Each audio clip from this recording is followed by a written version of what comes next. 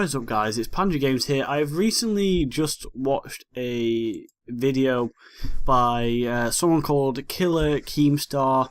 The video is actually called No Chill American Pride. There'll be a picture up on the screen right now of it. It's basically KeemStar dissing the fact that one or two English people say that England are better than, UK is better than America.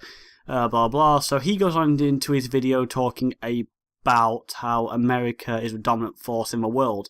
So yeah, this got me a little riled up and like a little annoyed, because as it currently stands now, it has 339 dislikes and 514 dislikes, sorry, and 338 likes.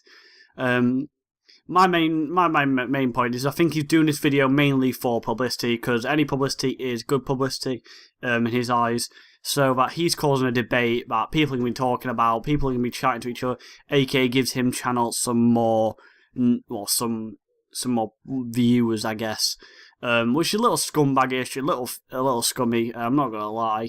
But yes, I am from the UK, and I'm not here to diss America. I think America is awesome. I actually, in fact, want to live there when I'm older. So I'm not dissing America. Yes, you have some great organisations, great companies. I agree with what he said there. But I don't think they own the world. Yeah, I don't think they own the world. Apart from America are not above the UN, which is the United Nations, which is a mixture of all the different countries, and they make choices like if something's happening in a country they don't agree with, they can interfere, etc., etc. But yeah, they are not higher than the UN.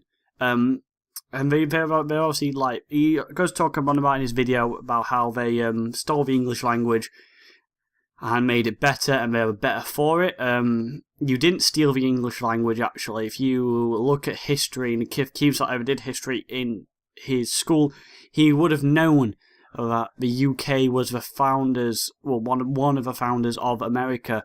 We actually sailed over there and helped took it over from the Native Americans. So technically, if it was down to the Native Americans, then we didn't interfere and we didn't make America what it is today, then technically you'd all be Native Americans, as if America would even cease to exist as a power source.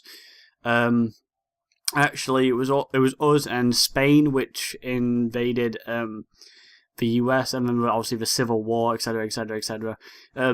But yeah, that is one of the reasons why the UK, the Americans speak English as it is. Another thing is he goes talk on about these companies are the dominant companies in the world. Yes, they are. So what?